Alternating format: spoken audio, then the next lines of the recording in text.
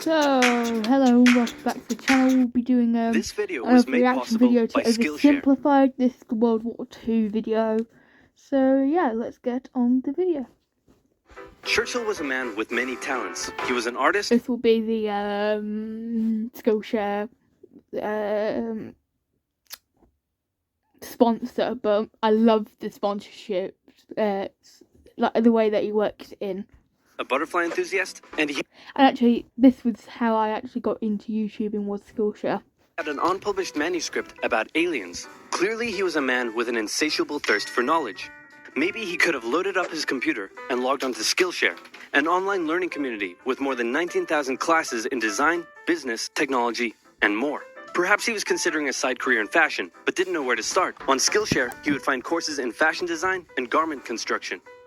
Or if he wanted to learn app that's design, one improve thing his which photography, or just he how to was make a not really good interested in. quesadilla, He would have just found wore courses the for all of these same and more sort on of outfit Skillshare. every Skillshare day. gives you access to high-quality classes taught by genuine experts working in their field. I work heavily with animation, and I was genuinely blown away by the number of really useful courses available to me. Like this class full of tips and tricks for creating vector art, or this one for creating character walk cycles. For an annual subscription, Skillshare is under $10 a month. And if you'd like to try it out first, then I've got a deal just for Oversimplified viewers. The first 1,000 people to use this link, which can be found in the description, will get their first 2 months of Skillshare for just 99 cents. Be sure to try it out using the link in the description and learn something new today. Now, without further ado. It's 1902. A young man by the name of Benito Mussolini moves from Italy to Switzerland to avoid military service. He gets big into socialism, working for trade unions, writing for socialist newspapers, advocating a violent overthrow of European monarchies, the whole shebang. This gets him in a bit of trouble with the Swiss police, so he gets arrested, sent back to Italy, set free, returns to... So yeah, as well with that, I think he becomes an elementary school teacher, even though he's been arrested. I think he was arrested twice actually, and then and known for the taking over of European monarchy. Switzerland, he's arrested again, goes back to Italy again, completes his military service after previously avoiding it, and then after a brief stint as an elementary school teacher, he finally returns to work. What did he say? To Italy, set free, returns to Switzerland, is arrested again, goes back to Italy again, completes his military service after previously avoiding it, and then after a brief stint as an elementary school teacher, he finally... You freaking kids. Returns yeah, to I'm not as surprised. An avid socialist. His speeches and journalistic abilities made him famous among Italian socialists. He was anti-war, so when Italy colonized Libya in 1910, he rioted and got arrested. Then World War I came along, and once again he protested Italy's involvement. But then he... And then he then wanted war because it could mean that he could overthrow European monarchy. Thought, wait a minute, this war could bring about the social climate needed to overthrow European monarchies and bring about the socialist revolution everywhere. And suddenly he was pro-war. But his fellow socialists didn't like his new pro-war stance, so they kicked him out of the party. So then he said, you know what? I'm done with socialism. We need something new, not based on class divisions tearing us apart, but based on unity through nationality. We'll conquer the Mediterranean and reunite all Italian peoples just like the days of the Roman Empire. I'll call it fascismo, and it will guide the Italian nation to greatness. That's all well and good, Mr. Mussolini, but what kind of haircut am I giving you? Let's go with... bold. I love this bit of the video.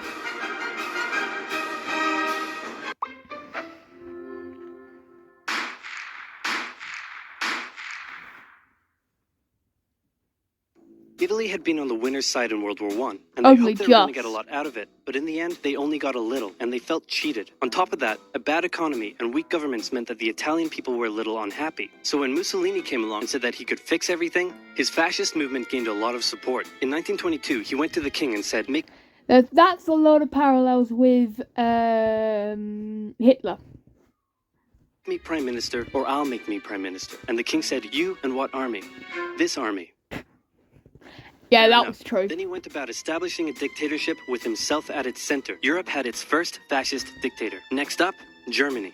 Germany had been on the loser's side, and they got absolutely wrecked by the Treaty of Versailles. They lost territory, had to demilitarize the Rhineland, had to reduce their army to just 100,000 men, couldn't have an air force. The Treaty of Versailles is was the exact cause of World War II.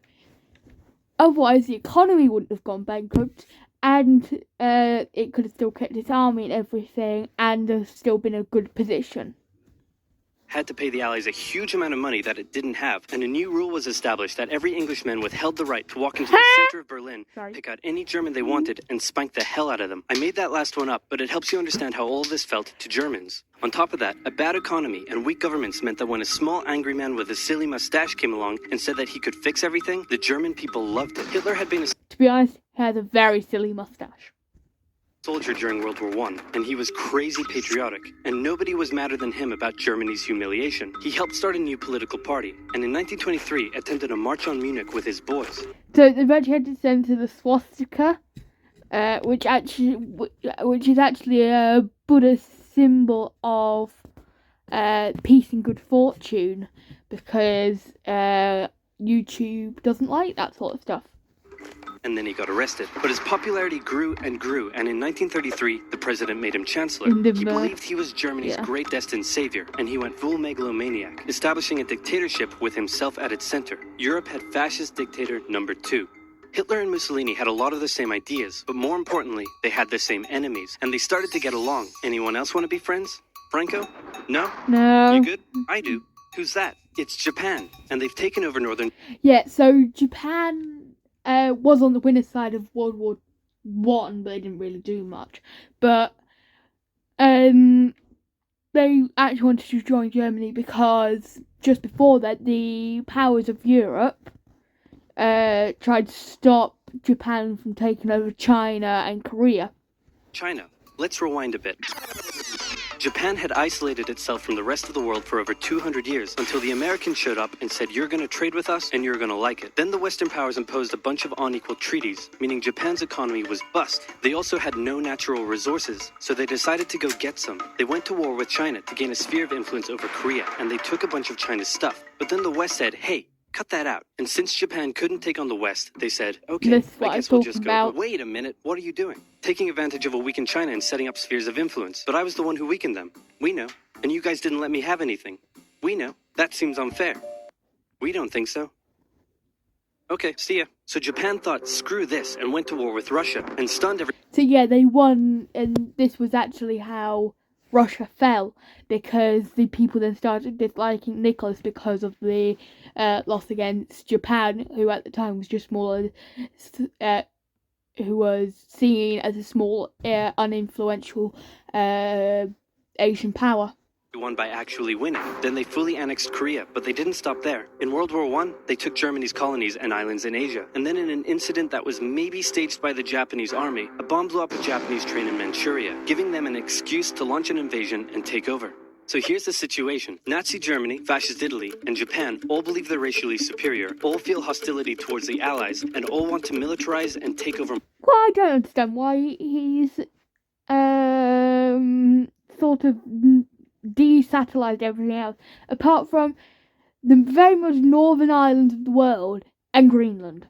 More stuff. And so they did. Let's start with Germany. Hitler hated the Treaty of Versailles, and now he was ready to begin undoing it. In complete violation of the treaty, the first Luftwaffe squadrons were set up, conscription was introduced, and he pimped up his army. The Allies did nothing. Then Hitler sent his army... Yeah, that was a massive railgun. I think it was 124 meters long. Back into the demilitarized Rhineland, giving orders to immediately retreat if the Allies showed up. The Allies did nothing. With his military re-strengthened, he could now move on to step 2. He wanted to rapidly increase the Aryan population, and to do so, he needed Lebensraum, or in other words, he would have to take over the world. But for now, a good portion of Europe would do, and he began eyeing up his neighbors. The Allies finally started to get worried, so they implemented a fairly useless diplomatic strategy called appeasement, and it went a little something like... Yeah, so that's Poland, but in a less modern form.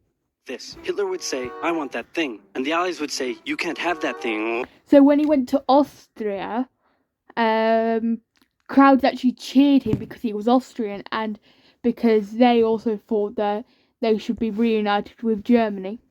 Okay, you can have that thing, but... Because of the Aryan population there. No more. I want that thing. And repeat. In 1938, Hitler's army marched into Austria and just took it, with no resistance. Boom, this is Germany now. Next, he demanded to be given the Sudetenland, an area of Czechoslovakia with many ethnic Germans. The Allies held a meeting with Hitler in Munich and said, "Look, we're going to give you what... Hang on. This meeting is about my territory." So yeah, Czechoslovakia was not actually there for the meeting to give Germany the Sudetenlands. Shouldn't I come to the meeting too? Anyway, we're going to give you what you want. Really? Yeah. Just like that? Yep. What's the catch? Just sign this piece of paper promising you won't invade the rest of Czechoslovakia. Okay. Then Chamberlain returned home victorious, waving his signed piece of paper in the air, declaring crisis to be averted and the continuation of world peace. And we built a statue of Chamberlain in his honor, and every day on the 30th of September we celebrate Chamberlain Day. Hitler's invading the rest of Czechoslovakia. What? He's invading the rest of Czechoslovakia. Oh. Mostly just You Czech lied to me. Republic. What do you expect? I'm Hitler. Not to be outdone, Mussolini also wanted to get in on the action. He thought to himself, isn't there a not yet colonized nation somewhere which is so underdeveloped that the people would be defending themselves against our tanks with literal bows and arrows and wooden And there was. spears? Oh, there is? Fantastic. And so he took it. Italy also wanted to control the entrance to the Adriatic Sea, so they occupied Albania. Then, in another incident which was maybe staged by the Japanese, gunfire was exchanged by Japanese and Chinese troops at the Marco Polo Bridge, and the Japanese launched yet another invasion against China. They swept through Beijing and Shanghai, and then advanced through the Yangtze Valley to China's then capital, Nanking. It was here that saw the worst of Japan's So yeah, they were actually quite close to taking over the entirety of China at that point. shocking atrocities committed against the Chinese people. Back in Europe, Germany and Italy made their relationship status official by signing the Pact of Steel. Then, Hitler turned his eyes towards Poland and the hated Polish corridor, splitting Germany in two. So yeah, the Polish corridor was something that was implemented in the Treaty of Versailles, and it kind of cut off Germany from Germany. And of course, no one likes their country to be split in half by a foreign power, especially one which you already hated before. At this point, the Allies really had to put their foot down, and they warned him that an invasion of Poland would mean war. Hitler had planned to continue his advance eastward, but he didn't want to end up fighting a war So yeah, he didn't want to fight a war on both sides, so he made friends with the Soviet Union. They both invaded. on two fronts. So for now, he made an alliance with Stalin, saying, how about we both invade Poland and split it between the two of us, and I definitely won't not refrain from not betraying you sometime in the future. Oh god, that's confusing. Sounds good. This new alliance stunned the West. On the 1st of September 1939, German troops entered Poland, and Britain and France declared war on Germany. The Poles fought hard, but they were no match for the two giants crashing down on them from either side. Then came a period known as the Phony War, where everyone just sort of sat around not doing much. The French had launched a small invasion into the Saarland, but they maintained mostly defensive positions, and after a while decided to just turn around and call it a day. Speaking of France, the French were still super proud of their victory in World War I, and they hadn't really moved on from it. They still used horses, they dispatched messages by motorbike instead of using radio. Orders from the commander-in-chief were usually pretty vague, and Actually, the motorcycle one is effective when you're not in a battle. Radio is more effective when you are. troops were rarely inspected. They built a line of defenses along their German border, but didn't bother extending it all the way to the Channel, and they wouldn't launch artillery strikes against Germany out of fear of being retaliated against.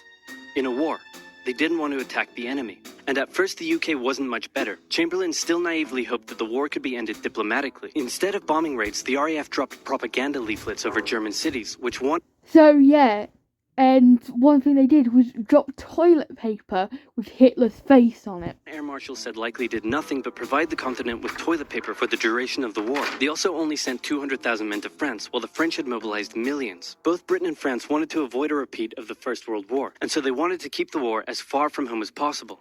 So they turned their eyes north, towards Norway.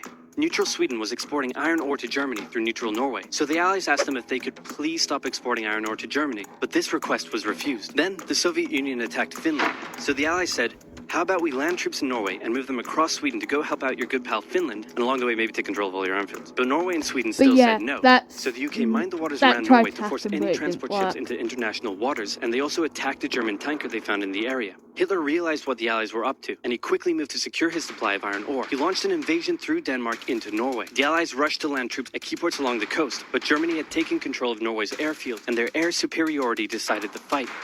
The Allies had to retreat. After this slightly embarrassing failure, Chamberlain... So yeah, from there,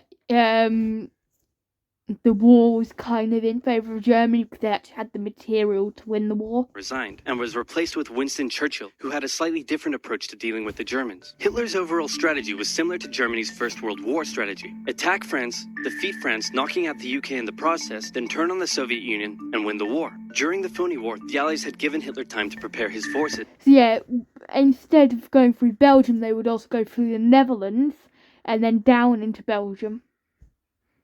Now, he was ready to attack. The Allies had wanted to place troops in Belgium, but Belgium had refused, and in a move that surprised pretty much no one, Hitler launched an invasion to get around France's defenses. The Allies charged into Belgium at full speed to meet the German invasion head-on, and it looked like a repeat of the First World War was coming. But this time, Hitler had a trick up his sleeve.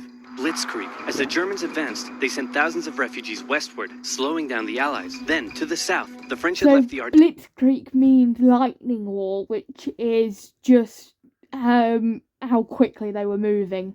An area full of hills and forests, pretty underdefended, because they thought it was naturally impenetrable. Well, the Germans were about to penetrate it with everything they had. They smashed 50 Wehrmacht divisions through and encircled the Allied armies at lightning speed. The best of the Allied forces So were this now... is where Dunkirk comes in, which is where Germany just pushed them all the way back onto the Dunkirk beach, and then from there, British civilians just tried to rescue their brothers.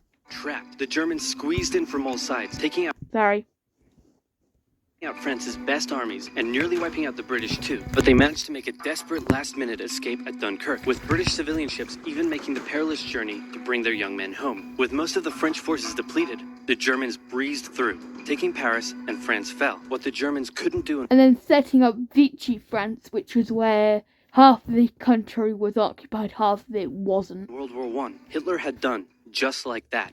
Hitler hoped that with the fall of France, the UK would also lose hope and sue for peace. But quite annoyingly, it didn't, and he needed to secure the Western Front, so he tried to force them into submission with mind games. The UK were now all alone, and Hitler wanted to emphasize that. First of all, just before France fell, Italy finally declared war on the Allies, making the UK's situation even worse. Next, instead of just occupying all of France, Hitler occupied the coastal areas for defense, but allowed France to continue its existence as a German puppet state. This way, it looked like the UK's old ally had decided to switch sides. Hitler also hoped that the UK wouldn't attack any of her old allies' navy bases or colonies. So yeah, they also had colonies in Africa, which is actually where quite a bit of fighting happened, because they couldn't fight in Europe because they were severely outnumbered, but in Africa they could. Africa, giving Hitler an extra line of defense to the south. But the UK made sure to respond to this by sailing down to France's navy base in Algeria and wrecking a bunch of ships. So have at it.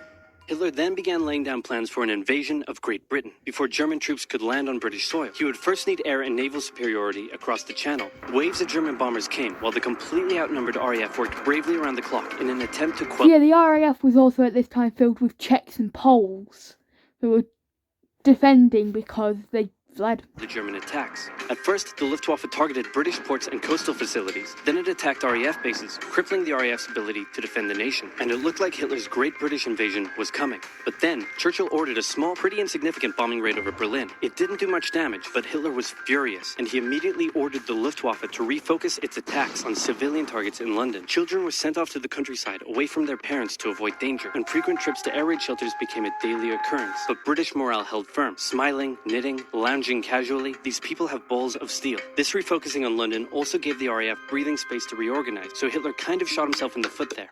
just the foot for now. Just the foot for now. Finally, the Luftwaffe sent one massive all-out attack on London, and the RAF successfully repelled it, destroying many of the German aircraft and placing air superiority firmly in British hands. Hitler's invasion had to be postponed, but the bombing of British cities continued for some time.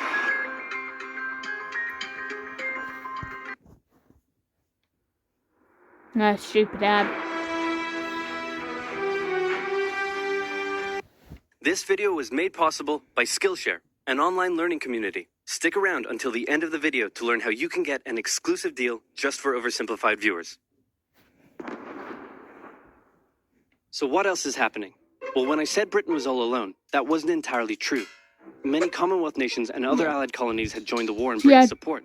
Canada, the US was thinking about it, the British Raj, or India, and most of Oceania. They would play a key role throughout the war, particularly in the African and Italian campaigns. On the Axis side, Germany, Italy, and Japan signed the defensive tripartite pact, bringing their military alliance even closer together. The Soviet Union's war against Finland should have been an easy victory, but it became a humiliating struggle, and their military ineptitude was put on full display. In the end, they did force the Finns to sue for peace. Then, But let's be honest, the Finnish kind of won. they continued their honorable campaign of pushing around much smaller countries by annexing the Baltic states and part of northern Romania. France's colonies in equatorial Africa were like, heck no, we aren't going to join the Germans, and they all pledged their allegiance to free France, except for Gabon, which had to be taken by military force. The Allies also tried to capture the strategic port of Dakar, but that ended in failure. Mussolini had seen Hitler's successes, and he thought now it was Italy's time to shine, so he tried to take British Somaliland, and that went pretty well. Then he tried to take Egypt, and that went less well. Then he tried to take Greece, and that And then from there, they just pushed them back up into Europe. went really badly. Churchill began referring to Italy as Europe's soft underbelly. He began favoring a military campaign from the south and started sending British troops to Greece. All of this had Hitler pretty concerned, and he moved to protect his southern flank. He had been getting friendly with Hungary and twisted their arm into signing the Tripartite Pact and joining the Axis Yeah, they did that, but Hungary didn't really follow it. powers. Romania was also eager to join for protection against the Soviet Union. The Tripartite Pact was designed to prevent any other countries from deciding to join the Allies, specifically Britain's old ally, the pesky United States of America. When war first broke out, American public opinion was strongly against joining in. In 1940, there was an election. The Republican candidate said, "I will not send any young Americans to die in Europe." And sitting President Franklin D. Roosevelt said, "I will also not send any young Americans to die in Europe. Unless I have to, then I might." And that is what changed the war. That's what not just changed the war, but the election. Because some people did want it, and he got them votes, and he got the votes of the people who didn't want war. And Roosevelt won. Churchill asked him to join the war, but Roosevelt said, "No can do, Winston. But you know what? Here, have some weapons." America began supplying the Allies with food and munitions, but there was one So the Germans tried to create a blockade. problem. German U-boats were sinking thousands of Allied supply ships in the Atlantic, including American ones. If the Germans could sever Britain's supply line, the UK would starve. Throughout the war, the Allies had to come up with better technology to fight the U-boats. Improved radar, aircraft with longer range, better weapon. So yeah, this is the first time that radar had been used, and the Britons used a brilliant plan of just, saying it's carrots, and it brainwashed the German officials into thinking it was carrots and not radar. And convoy tactics. At one point, a man even called a meeting and said, "Pykrete. You take some wood, you take some ice, you put them together, you get pykrete." And then he pulled out a gun and shot some wood and it shattered. And then he shot some pykrete and the bullet ricocheted off it and hit someone else in the conference room. And then they tried to make a pykrete aircraft carrier, but that idea was scrapped because that's a really dumb idea. Yeah. In the end, Alan Turing and his team of codebreakers cracked Germany's Enigma code, and the U-boats Alan Turing's more famous for being gay than anything else. gradually became less and less of a threat. Back in Africa, Britain decided to push Italy out of Egypt. Hey, that was pretty easy, so they kept going. Hitler realized he was going to have to finally step in and do something. He went to Bulgaria and Yugoslavia and said, "Hey, I'm going to move troops through you to get to Greece, so either join us or, be invaded." Bulgaria opted to join them. Yugoslavia opted to be invaded. Then Greece finally they fell were to the joint invaded German quite Italian easily. invasion. The British had moved troops from North Africa to fight in Greece, which helped Rommel and his tank divisions push the British back to Egypt. And they could have kept going, but a small, mostly Australian force held out under siege for 8 months in Tobruk, denying the Germans a strategic port city and disrupting their supply line. Despite having some success in the Middle East, the British didn't seem like any real threat for now. Hey, Soviet Union, look out. This was the worst mistake Germany could have done. If they did not do this until the end of the war, when Britain had been knocked out, they could have won. With 3 million troops, Hitler launched the largest ground invasion in history, and Stalin was far from ready.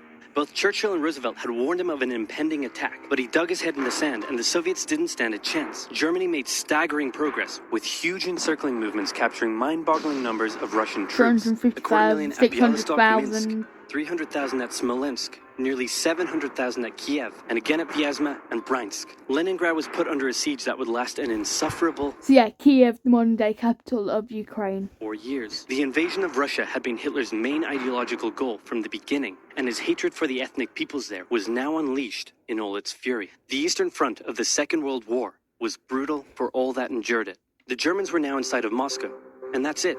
It's all over. But then it happened. It got cold. Stupid. So yeah, whenever it's winter in Russia, no country can invade because they just get their Siberian troops in, who are adapt to the cold. Hitler had hoped the Soviets would give up before winter, but they kept fighting. His commanders came to him and said, "Can we please dig in for the winter and wait until spring?" "No. Keep going. But oil is literally freezing inside our vehicles." That's how cold "That's it can fine. get in Keep Russia. going. We're having to leave the corpses of our frozen horses by the side of the road so we can still find our way in the snowdrift." Perfectly normal. Keep going. Hitler hadn't given his millions of men winter clothing and supplies because he thought he really should have won by now. Then, Stalin called in troops from the Siberian front, specially trained to fight in the extreme cold, and the Germans were no match. They were now being pushed back. They had no choice but to dig in and wait for winter to end. Germany's victories were staggering, and Japan was eager not to miss the victory bus. Their war in China had come to a standstill, but they wanted to keep expanding their sphere of influence and getting those sweet, sweet raw materials. They began making plans to expand southward, but So yeah, they actually started to invade. They wanted to invade American islands in the middle of the Pacific. there was a problem. Southeast Asia was heavily colonized by America and Great Britain. It was also full of ocean. Ocean meant naval And the Dutch. combat, and there was no way the Japanese Navy could stand up to the US and the UK. So they thought, wouldn't it be nice if we could destroy their navies? So in fact, there was a small mistake with Pearl Harbor. Japan actually tried to send the war declaration, but failed accidentally because the communication with America had been severed. Before we begin our conquest? And so it was. On December 7th, 1941, the Japanese launched a surprise air raid on the US Pacific Fleet at Pearl Harbor and inflicted a huge amount of damage. They also attacked British colonies in Southeast Asia. Roosevelt had no choice but to declare war on Japan, and so did Churchill. Hitler then declared war on America, even though he totally didn't have to. The attack on Pearl Harbor seemed like a big Japanese victory, but they didn't attack any of the naval repair yards, fuel storage So they tanks, kind or of the just submarine base, didn't meaning the do Pacific anything. Fleet would be up and running again pretty soon. In the meantime, though, the Japanese were able to begin their conquest. They took Guam, the Gilbert Islands, Wake Island, Hong Kong, and the Philippines. They forced Thailand to join them so they could march their troops through to Malaya. They swept through Singapore, North Borneo, the East Indies. This was just a sad moment, but just because the amount we lost with the amount of troops we had. New Guinea, the Solomons, and they were now threatening northern Australia and the borders of India. Japan's victory had been as staggering as the Germans, and it reinforced the Japanese idea that this was a divine war which they were destined to win. But their victories had been based on speed, not power, and power would eventually catch up with them. For now, though, in all occupied nations, the people suffered. Persecution, forced labor, harsh punishments for any who spoke out against their... So there was actually a televised thing with an American prisoner of war in Japan, and it was sent across to America so that the American peoples would be scared of them. And the American prisoner of war actually blinked help in Morse code. Occupiers. In Europe, the Nazis were rounding up ethnic minorities and other unwanted groups and individuals. In particular, millions of Jewish people would suffer through the terrible events of the Holocaust. Brave resistance movements rose up in defiance of their invaders, while the people held out for hope. And hope was coming.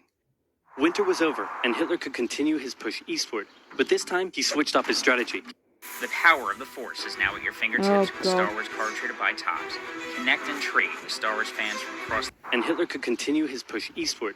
But this time, he switched up his strategy. He wanted to focus on the south. His plan was to cut off the Russian armies in the Caucasus, an area full of oil, and then invade the Caucasus and take all the oil. His forces moved across the north with ease, and Hitler got cocky. He rerouted the 4th Panzer Army south early, leaving the 6th Army to complete the encircling movement alone. To do so, the 6th Army had to reach and take the key Soviet city of Stalingrad. Stalingrad was named after Stalin, and Stalin just wouldn't want it taken because it was named after him. Russians defended it fiercely, and Stalingrad saw some of the harshest fighting of the entire war. The Soviets held up the German advance for 5 months as they battled in the war-torn city, which bought them valuable time. When the Germans had first launched their invasion a year earlier, the Soviets had moved their factories to the east. Those factories had been building a butt-ton of tanks and aircraft and getting the Soviet army up to scratch. And while they had dug in, it meant that they just had more time. Now, it was ready. Stalin gathered his new and improved forces around the city, and in an attack that resembled Hitler's own encirclement tactics, they began surrounding the 6th Army. Hitler's commanders came to him and said, "Hey, maybe we should retreat." But Hitler said, "No, you stay." The entire Sixth Army was trapped and had to surrender. With complete air superiority, the Soviets started pushing westward. For Stalin, it was a resounding victory. For Hitler, an absolute catastrophe. Things also weren't looking too good for Hitler elsewhere. With America now in the war, Allied bombing over German cities reached devastating levels. In Africa, the British had pushed Rommel back again. Then they were pushed back again, and finally, after a decisive battle just kind at of El ended Alamein, up at with the old American and borders. British troops arriving in the west, the Germans and Italians were squeezed out of Africa. Japan was also already seeing its rapid success being turned around. They attempted to take the island of Midway, but the US Navy was ready for the attack, and they sank Japan's carrier.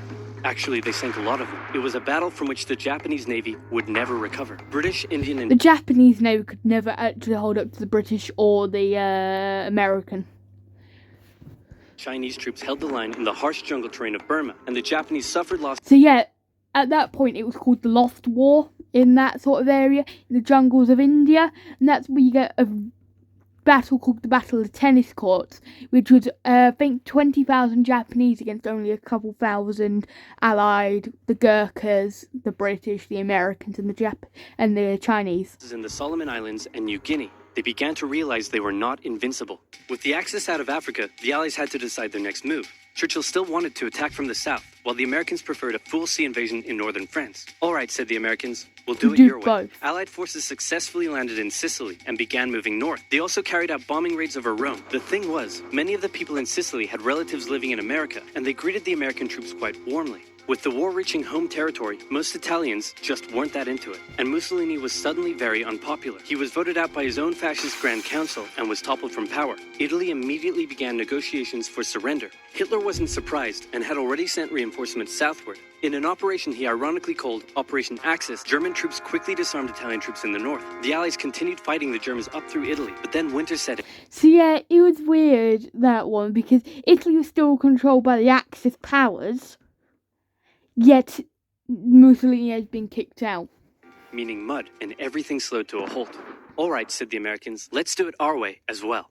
Germany had made itself a lot of enemies, and millions of Allied troops had been gathering in England as factories worked around the clock producing the war material needed for a super crazy massive, the likes of which the world has never seen before, invasion of Europe. The Germans knew an Allied invasion would come, but they didn't know where it would land. Thanks to Allied deception tactics, they thought there was a pretty good chance it would come at Calais, but the Allies were really going to land in Normandy because it was less fortified and the beaches were nicer. Under the careful plan. Yeah, so as well, you have to remember that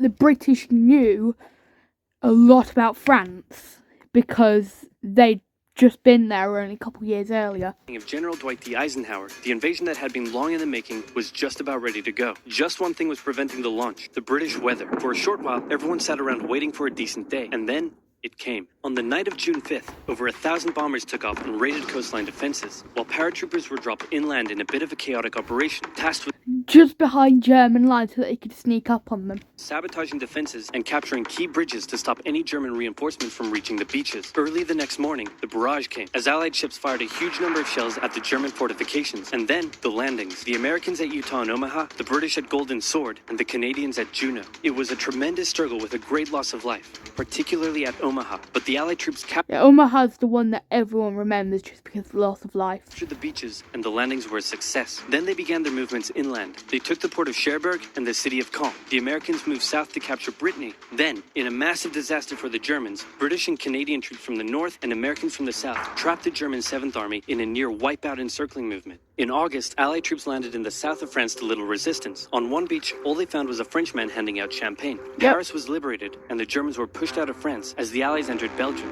In the Far East, the Allies started to push the Japanese out of Burma, as the Americans launched a two-pronged offensive in the Pacific. In the south, General MacArthur led the push to liberate the Philippines, while General Nimitz oversaw the brutal island-hopping campaign.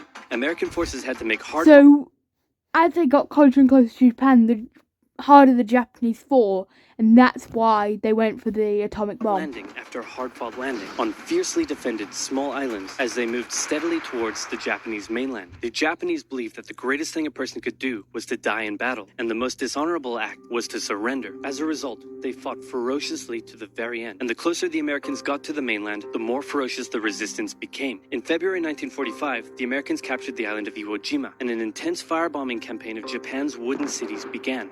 The Allies suffered some setbacks. So originally they actually wanted to strap bombs to bats that would be dropped over Japanese cities, and because they were made out of wood, the bombs would also cause fires, destroying entire cities. Trying to liberate the Netherlands, but they were making progress and were now threatening the industrial... So I've actually been to Arnhem, which is where some of the most fierce fighting was there, and there is one building that is before the war. Heartland of Germany. Hitler's health, both mentally and physically, was rapidly deteriorating. Things were looking bad, and he was desperate. He said, "We need to turn this thing around, and I have just the trick.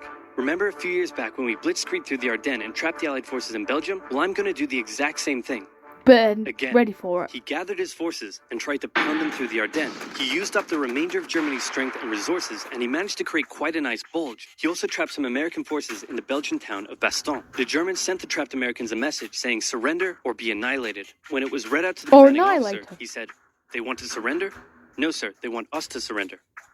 Nuts! And that's what they sent off as their official reply.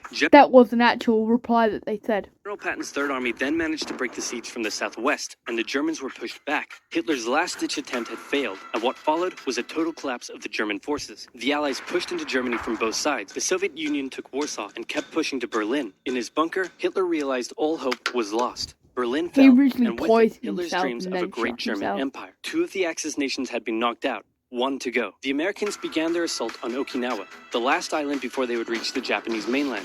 The desperate Japanese fought hard, launching kamikaze attacks on the U.S. ships. The citizens of Okinawa suffered through the terrible fighting, but in 2 months, the island was captured. The Allies now had to make a choice. Either continue the devastating struggle up the Japanese mainland, or they could try to coerce the Japanese into surrendering now. They'd in never July, surrender. the first successful atomic bomb test took place in New Mexico, and the destructive weapon was ready for use. America and the UK were also seeing the Soviet Union not so much liberating as occupying its captured territories, and so they wanted to put on a show of force. On August 6th, the A-bomb fell on Hiroshima. Then, on the 9th, Nagasaki. The cities were reduced to rubble, and for the people living there, it was a terrible fate. But for the Allies, it achieved their main aim. In September, the Emperor announced Japan's surrender, saying the war situation has developed not necessarily to Japan's advantage. After 6 years, war was finally over. The Allies occupied Japan for 8 years. The Emperor was allowed to keep his position, but General MacArthur made sure this picture was printed in the Japanese press to display to the Japanese people that their Emperor was not the divine, powerful being they had believed. Germany was divided between America, the UK... Anyway, there's nothing left of that video, so yeah, like and subscribe, and bye.